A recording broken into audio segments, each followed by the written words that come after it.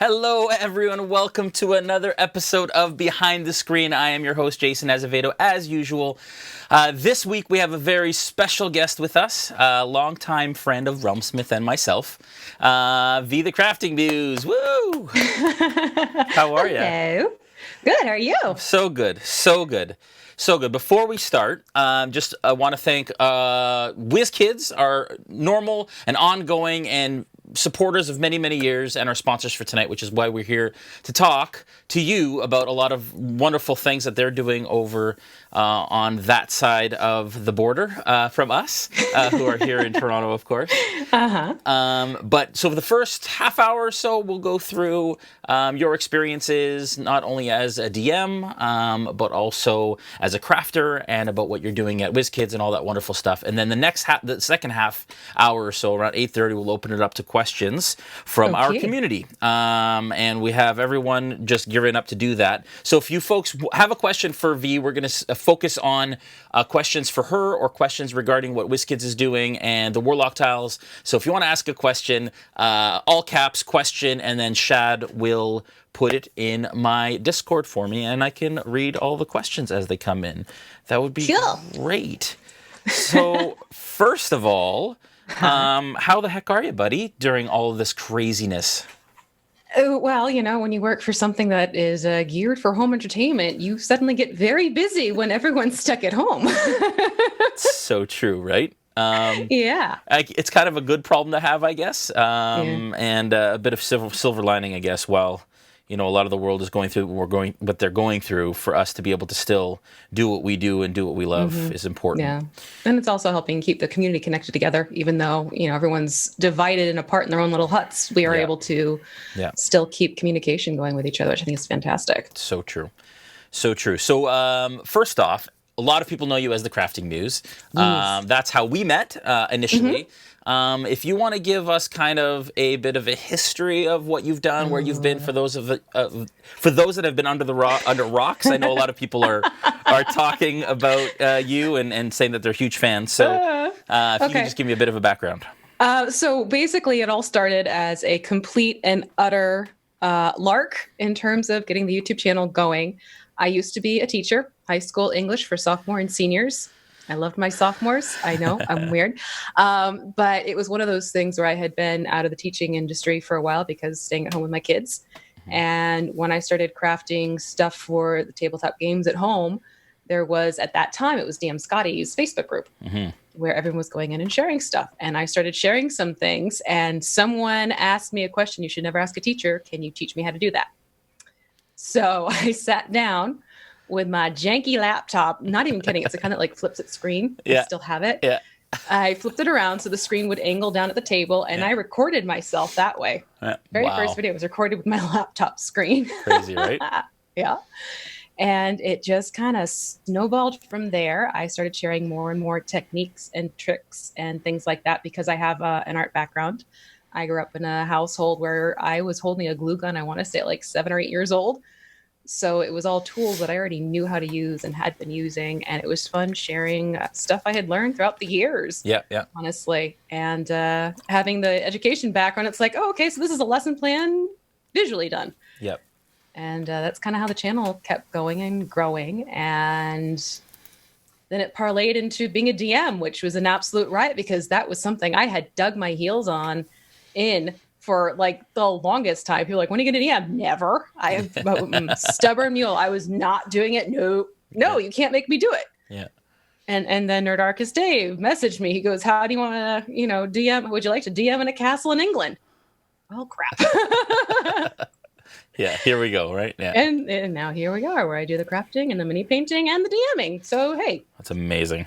It's a thing. And we first met at Origins, I guess, a number of years ago. Face to face, yeah. What year was that? 2018? Was it 18 or 17 or 18? 17 or 18, but we were doing Vallejo painting tutorials in show.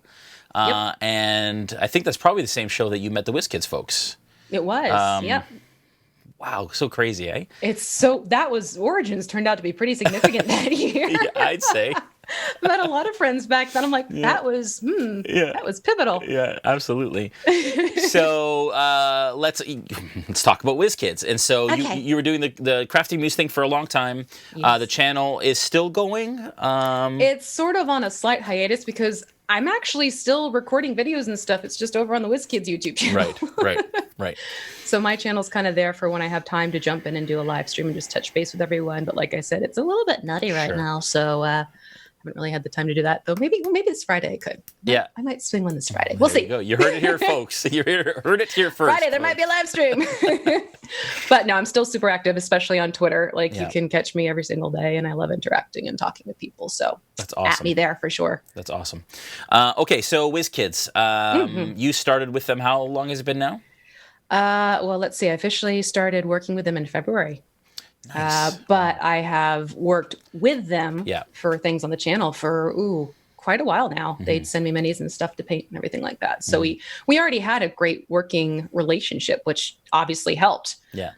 So it was one of those things where the dots just started connecting themselves, and we realized, well, let's give it a go and see what happens. That's awesome. And so, what do you do for them? A lot. No. So I'm officially PR and marketing for the RPG stuff, especially since I have a strong background in D&D and everything like that. It's, helpful when you get the products in. They're like, well, who do you think would benefit from showing this? Well, okay, let's, contact so-and-so about this. So that's sort of the main job, but it's also, looking into things like we've been doing you were the paint night event helper outer, and then we needed more people helping out with that. So I started making videos for that too, for the take and paint. Yep. Factor, and then there's also a few other things. More will be revealed soon. But it's just a little bit of everything here and there, jumping in where help is needed. And it's fast paced, it's interesting, and it's tapping into everything that I enjoy doing. So I really can't complain, quite honestly. So awesome. Yeah. So awesome. And are you, well, right now, obviously you're working from home, but they are also close by where you live. Well, I mean, ish, because where I live, it's not unusual to commute an hour to your job. So it's an hour drive to and from. So it's 2 hours in the car. Luckily, there are things like podcasts that keep me company. That's awesome. Okay, so you're here primarily to talk about the awesome line of tiles that have been recently released. We've featured them on a number of episodes of our live stream, as well as in a bunch of social media posts and all that kind of stuff. And we love them. I remember Justin showing me the prototypes 2 years ago. It was so exciting and so fun. And it's great to see them kind of come to be into reality. They really are. What excites you most about them first, and what can you tell us about them? And even if there's anything coming up, I know that there was an initial release. I know I got most of the stuff that was in that release. I don't think I got all of it, but what's in the initial release, and then what is kind of slowly being rolled out? So very first things that are coming out, it's the line. So you have the Dungeon Tile 1, which is your basic dungeons and that type of setup. So you have the two-sided floor with the wood floor and then the stone floor. And along with that, there's another full set that's called Town and Village that has more of tavern inn, cottage type look to the walls. And again, it's the stone floor, wooden floor, which, hopefully you'll see soon with the tiles and everything like that. Yep. Along with that, we have our expansion pack. This is where I started counting. The expansion pack, then there are the summoning circles, then there are the stairs and ladders, the dungeon dressings, the doors and archways. Is that all of them? I think I got them all. Nice. I've got doors and archways here. Yes, those, and a lot of these sets, outside of the physically building the tile sets, a lot of these are also good to use on other terrain as well. Right. They were specifically designed to be a universal thing, so you can kind of mix and match and put things together. And all of this is compatible and can work with Dragon Lock and Open Lock too. Right. That's awesome. Which is really cool. A great thing. So you actually can add to your collection. It's not that you have to start off a new one completely if you didn't want to. Right. And is there anything that isn't in this line that is going to be released that has already been announced? No, I mean, I can hint to it. I can talk about it a little bit here if you want. Please. So one of the things that I've been chuckling about is that people have been saying well, what about the curves? I'm like, well, just be patient. Yeah. So we are looking into doing, we have the curves and corners, or corners and curves is the deal that one, so that's on the way. We do have right now in the sets, they're half walls, and we can talk about why they're the half walls right now. But full walls will be offered as well, because we know there's definitely, people who like their full, people like their half walls. So keep an eye out for the full walls. And caverns and tunnels are sort of the in the future to be coming along the pipeline. And there's, of course, I mean, they have so many great ideas that they've been talking about. There's more to come, but it's still kind of being developed and created and everything like that. But And the summoning circle is really cool. I have one somewhere here. I have it right here too. Oh, good. Yeah. Good. Oh my God, I love it. And I have my favorite one. Yeah, awesome. Oh, that's great. These are it. Aren't they so cool? And so like cool. the whole like changing color thing. Yeah. So if you want to demonstrate it. Yeah. So basically it is, so you get these, they're 5 tiles, and they're actually thinner because, well, they have to be. So you get these 5 tiles, and they all have different circles on them. But as you can see, without the light underneath them, they sort of blend in, which is really super cool. But then once you take the LED tile, which is this, it's 4x4 inch, and you basically, it's just a click and it changes through. But once you put, I'll do the spiral one because that one shows up nicely. Once you put the tile on top and you have it turned on, so cool. You can see the summoning circle, and it cycles through and does like, this one does like a slow fade. Yep. And it doesn't get as bright. It's actually kind of weird with cameras too. Yeah, it is. Yeah. With video, but in real life, this is like a nice smooth transition. It's not like this weird pixelated thing that I'm noticing. Yeah. But the more you click, the more it switches around. So they're so cool. They're amazing. This is like one of my favorite aspects because, I'm always the magic user. So for me, I'm like, give me. But yeah, they're pretty darn awesome. That's awesome. Yeah. And can you tell us at all about some of the kind of design decisions that were made for them? Like you said, half walls, and why that was the case. And the clip system as opposed to magnets, all these sorts of things that were decided in the design stage. Absolutely. Well, let's start with the half walls. I don't know, I mean, the chat, if you've had experience with dealing with full walls, a lot of times what that can happen, and this is coming from experience as a terrain builder myself, I've made my own terrain, and this is something that I've even noticed. So when it's something where you have full walls going, and it comes time to set the scene and you have the encounter going, more often than not, what I have noticed personally as a DM running it with terrain that has full walls, you kind of get that bottleneck issue that kicks into gear. There's a lot less room to move around, and it's also harder for the players to see what's going on. So there's a lot of the standing up, leaning over to look, and that actually starts adding in time to what's happening because people have to stop, they have to pause, they have to look. What happens with these half walls is that it gives you a lower profile. So you still have the ability to work with walls, but you can actually stay sitting there and see everything that's happening. And you can manipulate the minis around a lot more easily because your hands aren't doing the up and over claw move like in Toy Story. You're able to just kind of shift and move things around a lot more easily. So that was a very conscientious decision on their part, along with another feature that's on the walls, and it's called the kick plate. I don't know if you have a piece of one of the walls that you could show, but if you look at it, hold on. I do have a kick plate. I do have them. Kick plate? All right. Because I have the whole kit right here. All right, cool. Because if you hold it this way, closer. Oh, there it is. Yeah. See? Yep. Yeah. So there's this little indentation thing that happens on the side here. You can kind of get a hint of it right there. Yep. So what that does is it actually makes it so when you have minis put onto the floor, their bases can kick into the notch where that kick plate is. So when you put the minis down, they actually fit fully on the square. There's no overlapping. There's no like, well, you're kind of on that square, but then so-and-so's kind of on the next square. Right. And you get like that weird, like you have to layer them or whatever thing happening. So they put a lot of thought into these, and they're actually nice, durable, hard plastic. Yeah. And they're already pre-painted, which is great. So great. Yeah. And they're painted nicely too. Like I opened up this kit, I'm like, I would do nothing. Which for me is rare. Yeah.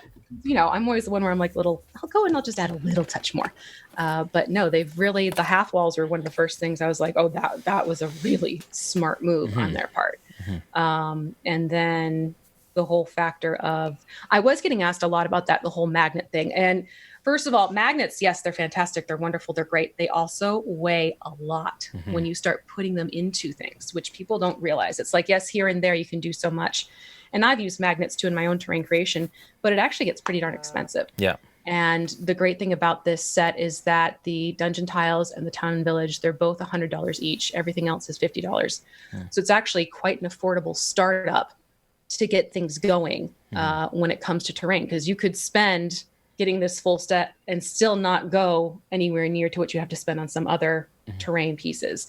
So it's one of those things, they wanted to keep this in a realm where it's affordable and it's functional. So magnets, they would absolutely, I'm sure, be wonderful and cool, but they do add to the cost. They also add to the weight of things, which you kind of have to keep in mind with all that. And plus, you want to have that cross workability with drag and lock and open lock. And if there were the magnets involved, well, you don't have that. So yeah, there are a lot of reasons for going with the clips. And honestly, the clips are great because they're super secure. And I think that is really the linchpin to these, because you can get these all locked together. And once they're locked together, you can literally, I have a piece right here, although pay no attention to because I'm filming tomorrow for the summoning circles. Yeah. But I'm picking up my floor. Yeah. And it's not falling apart. No, exactly. So you can pick things up and move them around, which as the DM, you can prep your floors ahead of time, set it off to the side, and literally turn around, pick it up, and you're good to go. Totally. That's awesome. And so for reference, do you know what MSRP is on like a starter box? The stat box is 100. It's $99.99. So this one's $99. Okay. And that'll build what is on the front of it, basically. And then some, yeah. And then some. Cool. Yep. That's awesome. I think it's 164 square inches worth of floor space. I did the math. If I did the math right. Jeez. I sat down and I did the math on that one. Okay, let me figure that out for you. That's so great. And that's important, right? When you're drawing your maps out and understanding kind of what the square footage is. That's really great. It's awesome. Yeah. Cool. So that's cool. And then you have the tiles themselves, which are the double-sided factor, which gives you more workability. So it's not just you go into a dungeon. You can also go into the dungeon and then go down to the tavern after you're done. Yeah. Because you have the wood floor and the stone floor. And again, the features with that, if you take a look, with the wood floor, I love how they did the nod to the grid, but it's not a glaring grid. Yeah, it's great. Because there's this lipping over of planks every so often to sort of blend the wood floor into itself. Yeah. So it looks a little bit more realistic that way. Yeah. And then when it comes to the stone side, there's actually, I believe, at least 3 different patterns that are used.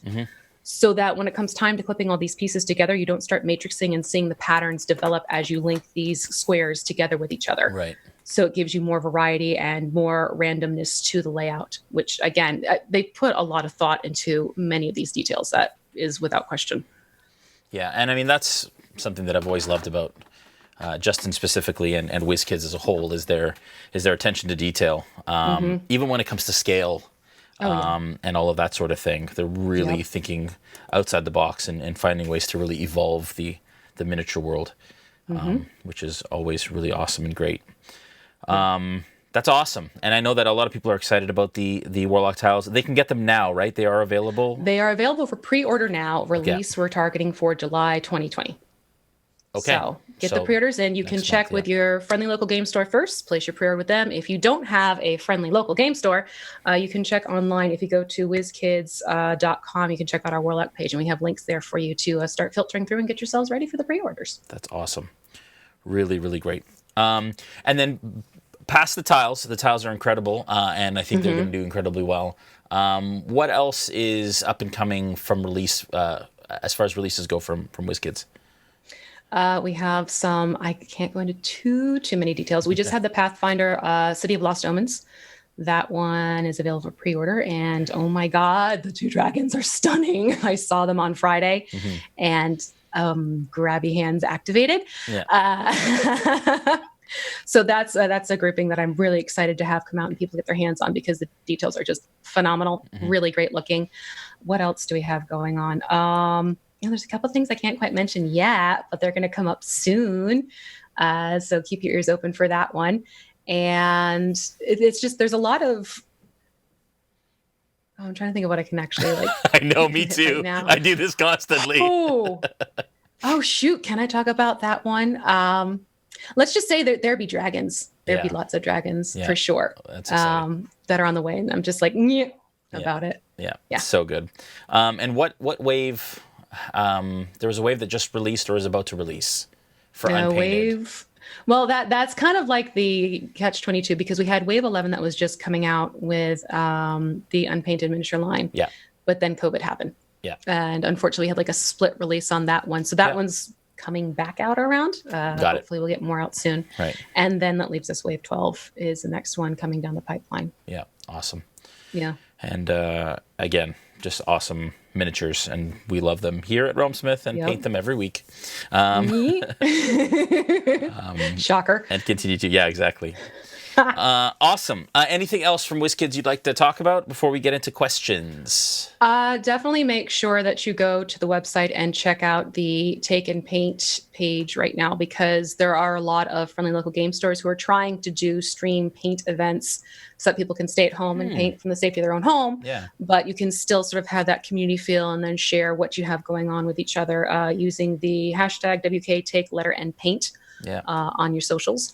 So I definitely recommend checking that one out. Also just reaching out to your game stores in general, because, you know, they're as excited as we are that things are starting to come back into supply and in production. So please do be sure to reach out to your game store and start getting your pre-orders in, or just reaching out and seeing what they're going to have available, because, you know, it'd be nice to get a nice little boost. Absolutely, especially during this time. I know. It's rough. It's rough. All right. So we'll start going through some questions here. We got a bunch queued up for you. We do have some friends of ours in the chat. Hello, I saw Dan Dillon in the chat. Hello. Good old Dan. I saw Kai too. I saw Kai too. I was just about to mention Kai as well. All the friends showing up. It's great. Okay. First question from Gnomish Arcane. What is your favorite recent or upcoming Nolzur's mini? Oh, that's like a Sophie's choice for me. Don't do that. I know. They do it to me all the time. Okay, quite frankly, the Zombie Beholder. And I'm not. Now, here's the thing. I have a thing about zombies. I don't like zombies. Like, they skeeve me out to no end. It's just squidgy. Yuck. But it's a wicked cool mini. Yeah, it is. That one I like the look of a lot, for sure. I'd say that's probably one of the higher ranking ones. I also definitely liked I was just looking at it the other day, the Clockwork Dragon too. That was so nifty. Cool. Cool. Yep. Deacon Blues Hamilton asks, V taught me how to make terrain walls out of foam core. Aww. So cute. That's awesome. So good. As an entrepreneur, how do you handle setbacks and burnout? This is from Prometheus Bound, one of our mods, actually. What are your strategies for staying engaged? Okay, that's a very valid question. Let's first address the whole setbacks. I think a lot of people are geared to, you always have to be successful. You have to do, you have to achieve, you have to do, you just like keep going and be fantastic and wonderful, which really that is a lie that we tell ourselves. Setbacks, I honestly feel, are almost critical to moving forward and making a success out of what it is you want to do, because you learn from those and you figure out what maybe would be a better thing to do for next go around. So setbacks are those moments where you just really need to pause with yourself and, you know, give yourself some analysis time and figure out, well, what could I have done? What should I have done? How might this be a better way to approach it next go around, and move forward? Don't dwell on it too much, because that's where you're going to get yourself in that quagmire of hesitation then. Yeah. Well, this happened in that clause. And so it's one of those things where learn from your mistakes, but don't let your mistakes dictate how long or what you should never, ever do again type of thing. Because that's not the way they work. Yeah. In terms of burnout, and it happens. I actually almost burnt out last summer because it was making a bunch of terrain, painting a bunch of minis before, going across seas. And by the time I was ready to go, I was like, I don't want to paint another mini if I don't have to. So it's honestly best to, that sounds really weird to say out loud. No, this is not one of those things I'm being held hostage either. So. Though sometimes it might feel that way. I'm allowed to say it. It's okay. Yeah, right. So I've learned if you start getting that feeling where you look at something and your first gut reaction is, don't force it. Give yourself that weekend to step away from things, and honestly close that art studio. Don't go near it for the weekend. Go and explore one of your other passions, whether it's listening to some old albums that you used to hear all the time, or if it's just going out and taking a hike and enjoying nature itself, or whatever it is that also excites you. Definitely tap into those for a little bit before trying to jump back into what it is you have to do, just to give yourself that mental break. And honestly, it helps talking about it too with your peers, because we all go through it. Yeah. I mean, I don't know how many times I've heard from a colleague where it's like, oh my gosh, I can't. And you're like, okay, then let's hear it. Let's go. Yeah. And inevitably it helps, because you're not bottling it up and thinking, oh, what's wrong with me? I can't do it. It's like, no, I mean, you can love ice cream, but if you have it every single day for every single meal, you're going to start getting sick of it eventually. Yeah. Yeah. And I think that it's funny, because a lot of people think that if you're doing what you love, you won't work a day in your life. And that's not true. It's almost the opposite. Yes, it's rewarding. It's incredibly rewarding. And all of that kind of stuff. And I would never say it's not a blessing, but at the same time, that's the same reason why I make sure on Sundays for Nolzers, I paint miniatures that I'm using in my campaign, because otherwise sometimes it feels like work, and I really want to enjoy it. And my hobby is now my passion has become my work. And how do you continue to keep that joy while still trying to maintain it's true. Boundaries and deadlines and all of that stuff that occurs, right? So yeah, absolutely. All right. We have a follow-up question from Deacon Blues Hamilton, which said, V, thanks for teaching me how to craft foam core walls. And I have been part of the Crafters Guild channel for a while and have loved to see it grow so much. How did it feel when you were immortalized in miniature format? Sorry, long-winded. Okay, for those of you who don't know, there is a mini V. There's actually 2 of them now. That's great. 2 different companies. That's awesome. The people of Cripple God Foundry, they have always created some amazing miniatures, and I have followed them pretty much since they got started. And it was one of those things where I was talking with John and we were joking. I was like, oh, hey, look, you're Cripple God Foundry, which is, a reference to one of the Grecian gods. And I'm the Muse, which is, again, a reference to Grecian mythology. And we just started talking, and somehow we just started working and doing some little collaborations together. Yeah. And then, God, I don't remember exactly how it was, but I think John just kind of sprang on me like, hey, I've got a surprise for you. And lo and behold, there was a mini V. I was like, you did a what now? It's so great. It was surreal to see, this little version of me. And they did the whole thing where it's my face and it's my build. And it's unreal. It's kind of uncanny in that respect. And then from there, it turned into, they got the other Tabletop Crafter Guild Masters done. And we had a limited edition release. I think it was 50 of them.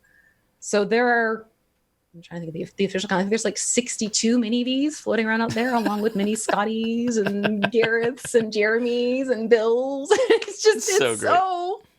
It's unreal. So That's yeah, great. and then Tiny Clone approached me 4 months ago now. God, time is flying. Tiny Clone's a new company that's coming out, and they offer a similar thing where you can have minis made to look just like you. And they worked with me really closely on it, which I gave them a lot of credit on. They're like, okay, we want to make a mini of you. What do you want her to look like? What do you want her to wear? What class do you want her to be? And so I'm like, Ranger. I'm like, there was no nothing about that. Ranger. Yeah. She's a Ranger. She's got to be a Ranger. That's it. She's Ranger. Yeah. So with Ranger, and found this really great reference for them to use for the clothing. And I got a white owl animal companion for her, and they did a fantastic job with it. So it's there are minis out there. So cool. Yeah. That's so funny. And for those that don't know, can you tell us a bit about the Tabletop Crafters Guild and how that works and who's involved and all of that stuff? Absolutely. Tabletop Crafters Guild started off as DM Scotty's Facebook group. For those of you who don't know, DM Scotty is he's literally called the godfather of crafting for tabletop terrain. I mean, Jason and I both have, interacted with the fellow. He's lovely. And from his group grew other people who started YouTube channels and started teaching people and reaching out to people and everything like that. So now there are 6 of us as Tabletop Crafter Guild Masters. So is it 6? Yes, it's 6. So it is, you have DM Scotty, you have Gareth, who is the DMG info. You have Bill, who is Wylock. You have Jeremy, who is Black Magic Crafts. You have myself, who is the Crafting Muse. And then you have Jim, who is the tabletop engineer. There you go. Good stuff. So those,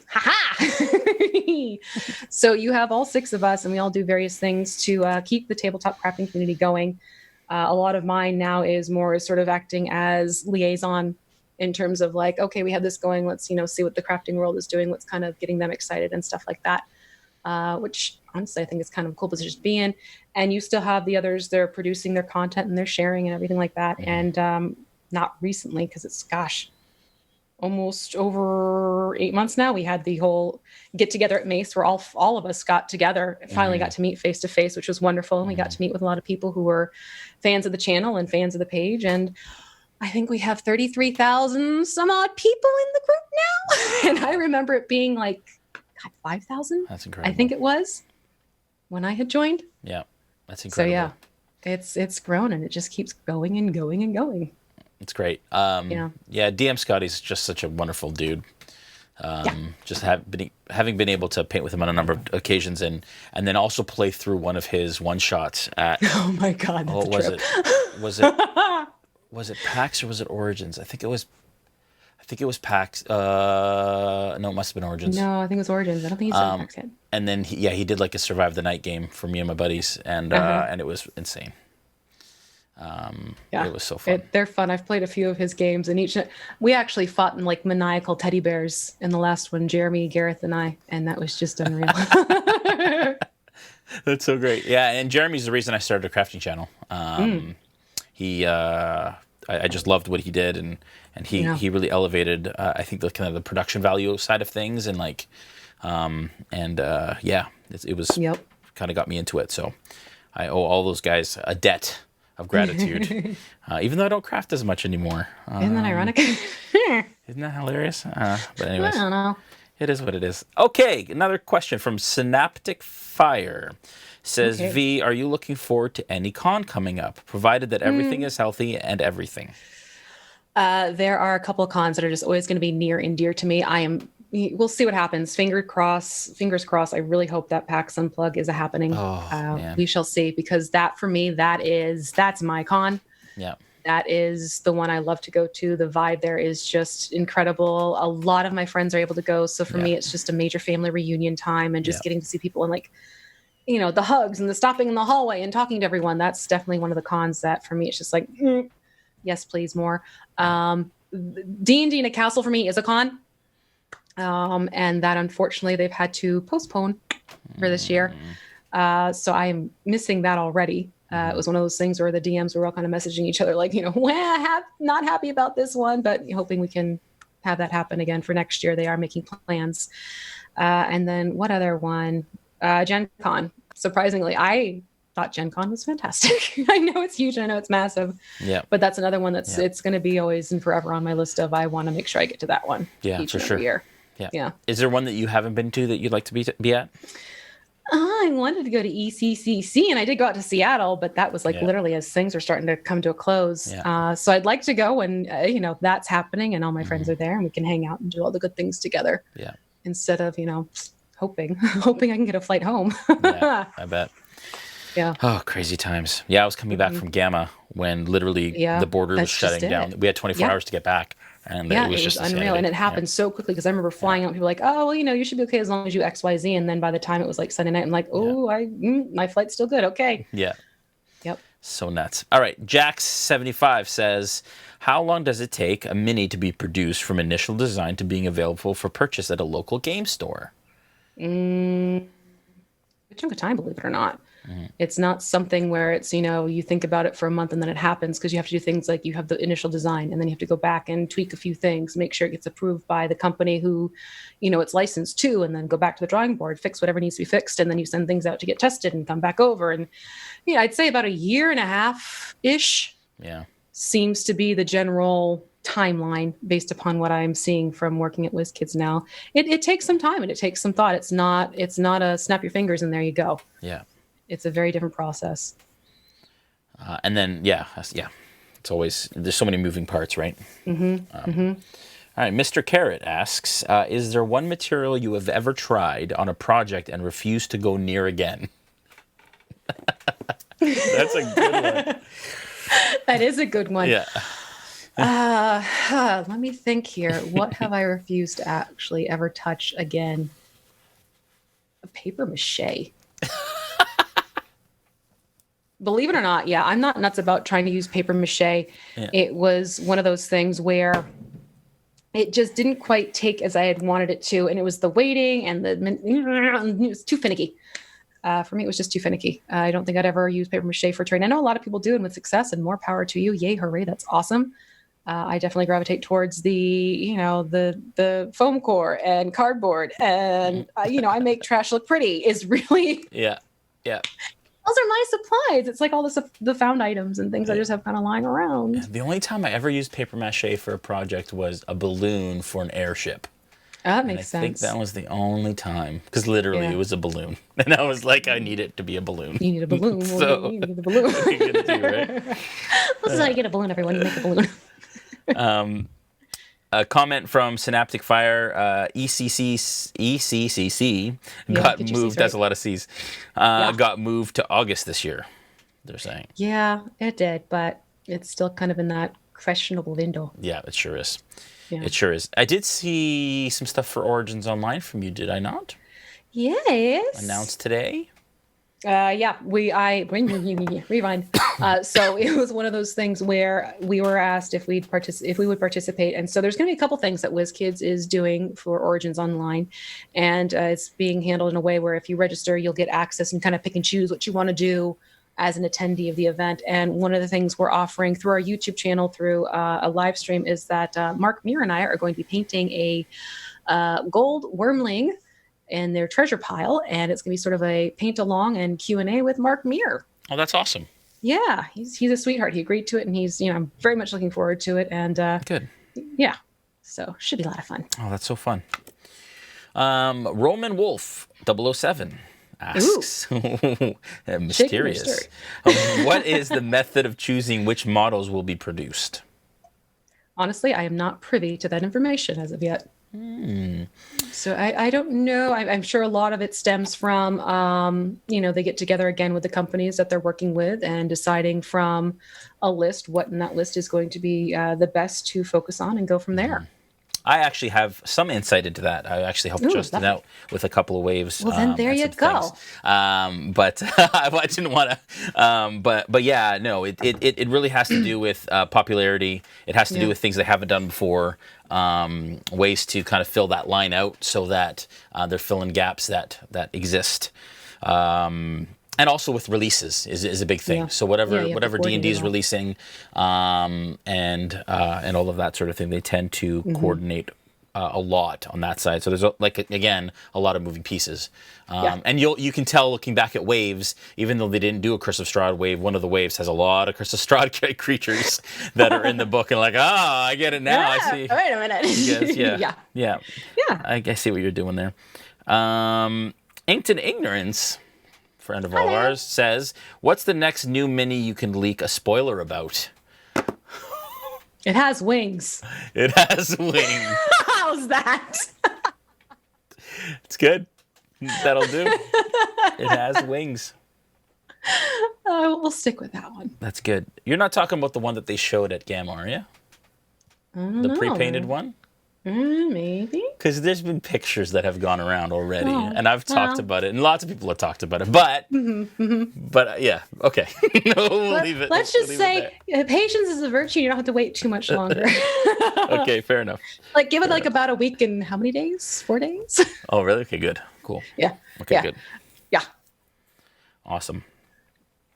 What do you have coming up in the next little while, other than Origins Online? Is there stuff that we can look forward to from you? From me personally, well, I'm still going to be doing some. Well, actually, with the Warlock tiles, it's more WhizKids based. But one of the things I thought would be a lot of fun and something we chatted about is that it's one of those. Let's kind of show how you can make different rooms with the tiles. Cool. So that's going to be a video series that I want to work on and get up for WhizKids on their YouTube channel. So you can kind of say, hey, you want to make a temple? Let's make a temple. And this is what you have to do. Literally give you what pieces I used, how many tiles were used, and how you get it all set up and good to go. Love that. So fun little quick little tutorials on that. For me personally, a lot of it's going to be more my channel shifting into I'll stream when I can. And it's going to be, dang it, I want to paint a mini. And, everyone can cringe right now and clutch your pearls. Use my craft paints. And just paint to my heart's content, Yeah, that's great. Whatever paint I want to use, I'm going to mix brands. That's why we love you, V. That's why we love you. I go rogue with paints. I love it. I love it. I love it. I love it. I love it. What would you say, and this is a question for myself, to young women who want to get into DMing? D&D obviously has been something that has been predominantly male for a very long time, and it's exploded in a number of different directions. And Yes. what would you say to young women who want to potentially get behind the DM screen? You absolutely can do it, and find yourself a mentor. Without question. Good. It helps to have someone who can be a trusted sounding board for you so that you can talk things through about whether it's campaign development, whether it's about NPC development, whether it's simply about what do I do when I have a player who's doing this. I definitely recommend that you have someone who can be your touchstone through the process, especially when you're coming in as a new DM. For me, I had the advantage of a couple of very strong DMs in my life that I could turn to and talk to both of them and ask them for advice and get feedback. And they were completely there for me the entire time. And I think that made all the difference and gave me a lot of confidence and process of being able to do what I'm doing now. And it's one of those things now where, yes, I'm seeing more women getting involved. And I think it's fantastic because for me, I have very much been standing in front of the room and have been that only woman there. Yeah. And it's good to start seeing more women in the audience and more women on the stage talking to the audience and more women running the games, because I think it brings a different aspect of gameplay into what we love about D&D. I have played with a few who have just, done some really incredible things and, twists and characterization that it's just, I sit there in awe of their talents. So don't be afraid to get started, but make sure you have a great support network. Absolutely. For anyone, really anyone getting started out, but especially for any young women who want to jump into it and get going. Can you tell us who the DMs that were your mentors were? Who my mentors were? Well, Dan Dillon has been my buddy because of the whole Cold Ball Press thing. He's been an invaluable resource. Has definitely helped me out with that one. Dan. Hey, Dan. And so then everyone says that. I think it's Lauren was calling him a teddy bear at PAX. Yeah. And then the other person who was a really great help for me was Eugenio Vargas. He's another one who it's just runs some ideas and he's very supportive just in general as a human being. So good people. Absolutely. Awesome. That's awesome. Yeah. And how long have you been playing D&D and kind of known about it or been involved with it? Well, that's an interesting story there. I know. That's why I asked. So for me, I grew up Italian Roman Catholic, which means that it didn't exist. Yeah. I had no idea I had no idea about D&D, quite frankly, until college, I want to say. But ironically, a lot of what I had read and got interested in folklore-wise, lore-wise, mythology were things that, went directly into Dungeons and Dragons itself. Yeah. And then it was playing some video games. I didn't realize it, but it was Baldur's Gate and Champions of North. I was like, oh, hindsight. Oh, yeah, that was D&D. Yeah. So there was that little, liaison in that realm. And then it was, I think 4 years ago now that I've been a player. Been playing the game itself officially, and that was like 3.5-ish. Getting some play time in that one, and then shifting over to 5, and then getting asked to play on streams, and then playing a lot more than I ever anticipated playing, and then DMing it. So hey, it's a party. It's so crazy. Yeah. What are your favorite aspects of the game? I love creating NPCs for sure, without question. Cool. I have so much fun making NPCs, especially presenting them to my players and just kind of seeing what they do with them and how they interact and what they lock onto for, whether it's, they like them, they love them, they hate them, they want to absolutely do away with them. Yeah, we'll see. But I have fun doing that. So definitely like the role play factor for sure. But I also like the exploration as well, like wandering around and finding out new things and discovering new places and lands. That I get a huge kick out of. And do you still get time to craft for your own game? Space is limited. Yeah. That's one of those things where, there's definitely enough terrain sitting in the basement below. So it's more, I had the custom order from Cobalt Press where I did some stuff for them. So that was fun to be able to make terrain, but no, the terrain was not going to be taking up more space in my basement. I could, send it along and they could put it to good use elsewhere. That's awesome. What are some things that you haven't done that you'd like to do in this world when it comes to the TTRPG world, as it were? Is there anything that you haven't that you'd like to delve into or explore or enjoy? Yeah. Vampire the Masquerade. Heartbeat, hands down. Yes. Really? Please. Oh, I so want to get on one of those games. Absolutely. Really? Yes, cool. There's a very dark side to V, and people don't believe that. Oh, no, I believe it. But I know well, you do. But I know you. Exactly. You have home court advantage. Yeah. But no, that's honestly one of the systems I would love to delve into and explore more because I find it so fascinating. Just everything that goes into it and the creations of the characters and what drives them and everything that goes into all of that is just like, gimme.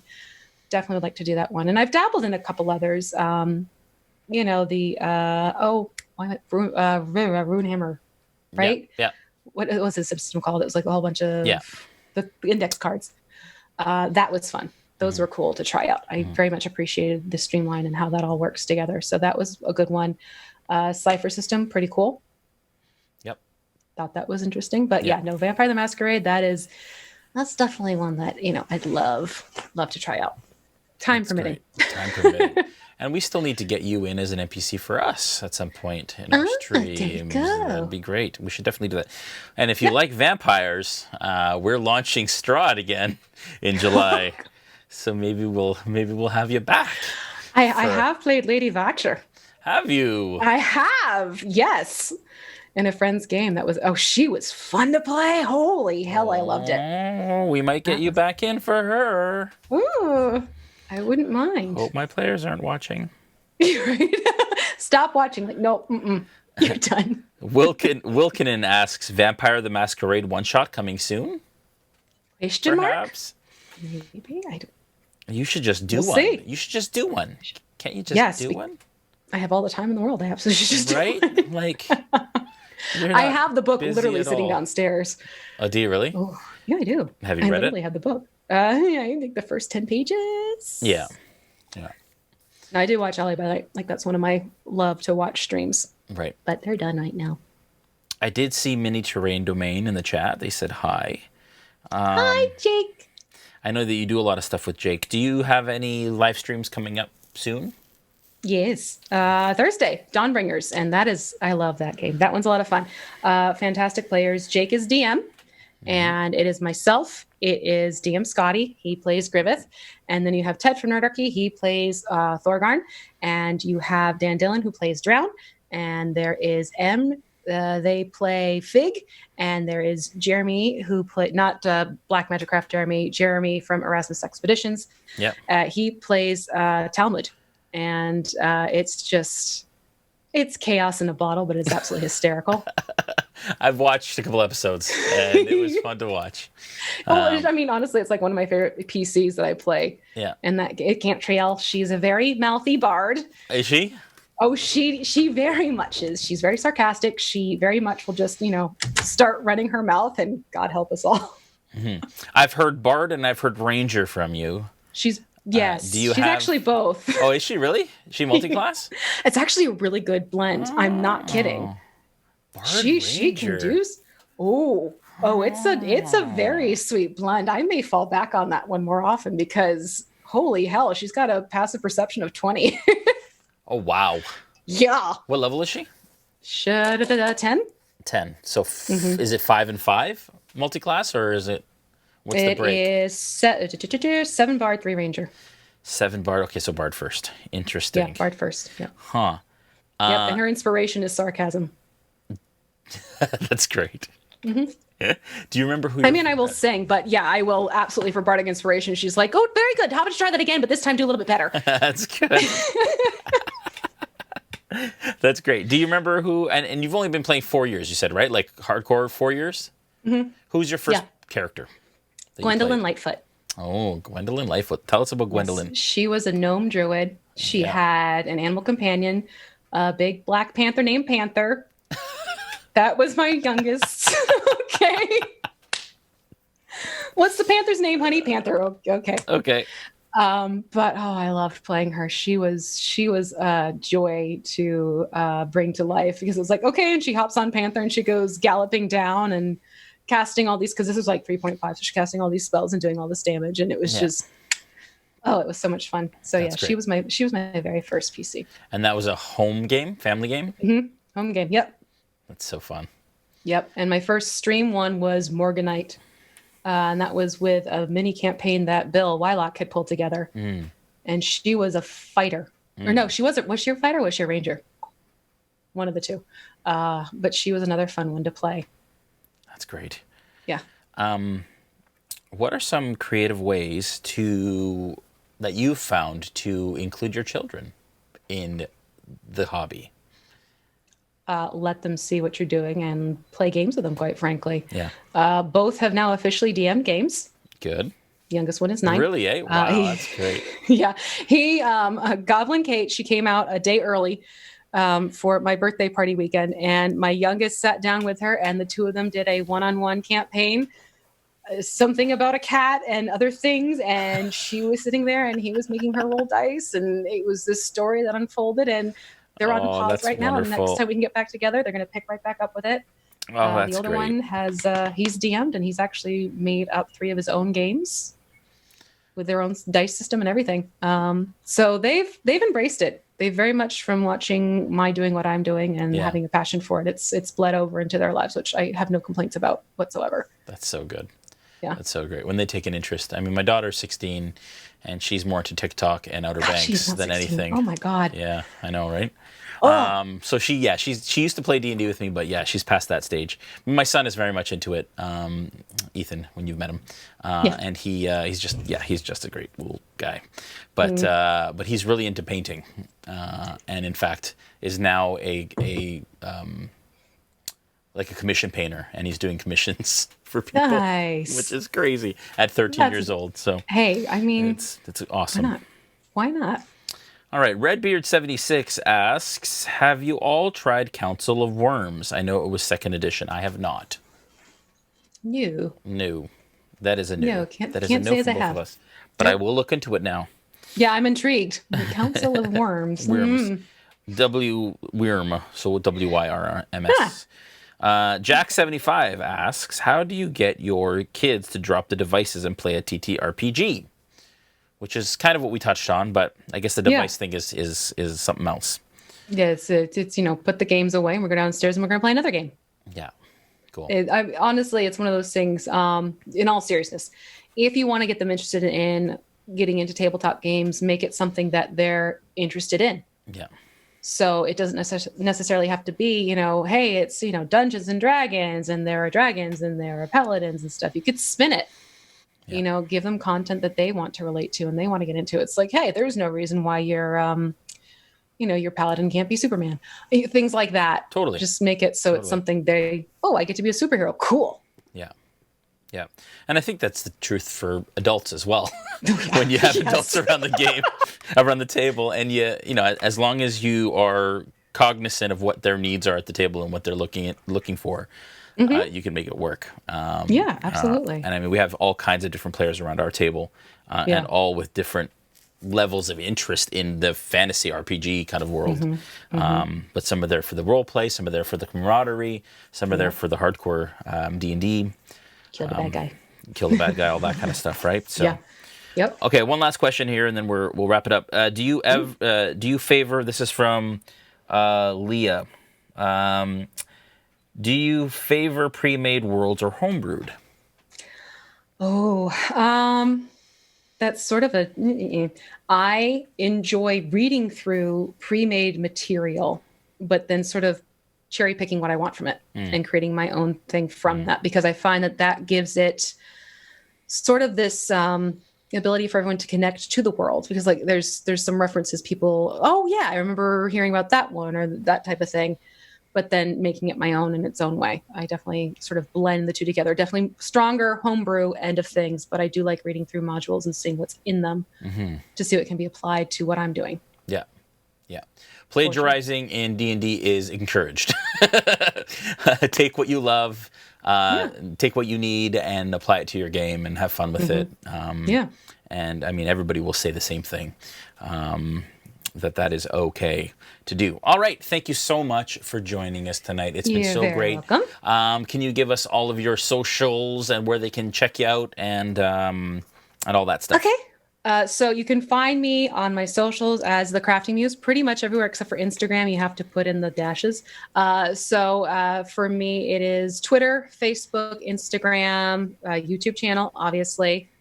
I think I might be forgetting something, but oh well. So just check out socials and type in The Crafting Muse, and usually you should find me. Although on Facebook there is someone else who's called The Crafting Muse, but if it's 150 some odd people, it's not me. Every single time I try and tag you in something, this picture with the shelves and the books, I'm like, that's not V. Every time. I know. Oh, it's so frustrating. I crack up. And in terms of where you can find me, okay. So Thursday nights, you can find me every Thursday night over on Mini Terrain Domain Twitch channel as Cantriel, the Bard Ranger in the Dawnbringers. We're in our 4th season, and I cannot encourage you to join us there enough. We get things started around 8:30 p.m. Eastern time. And then once a month over on Nerdiki's new live channel, I am in the Chaos Crew doing our RPG crate.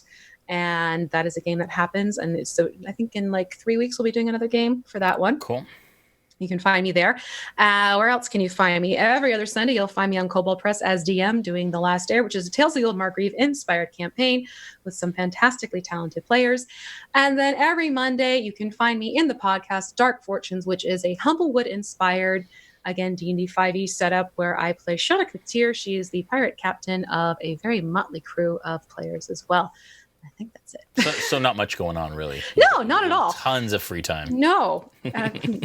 All the time in the world, and there's other stuff in the works because I'm insane. Oh, man, it's great. Oh, well, again, awesome to see you again. Even though virtually, hopefully soon, we can sit at a table and paint together. There you go. At a con at some point. That would be lovely. And be safe. Stay safe. You too. Take care of y'all over there. And thank you, everyone. Thursday night, we have a Player's Table with Joel Auger. As usual, then Sunday, Nolzer's Marvelous Tutorials. I don't know what I'm painting yet because I choose last minute. But that will happen. You'll find out Sunday, as usual. So will you. And then, and so will I. And then Monday, of course, Tides of Wildemount is our Wildemount campaign on the D&D and the RealmSmith Twitch. And it is episode 11, believe it or not. And 13 is our last one, and then we're back to Curse of Strahd in July. Thank you so much, V. Have a good one. Take care, everyone. Bye. Bye-bye.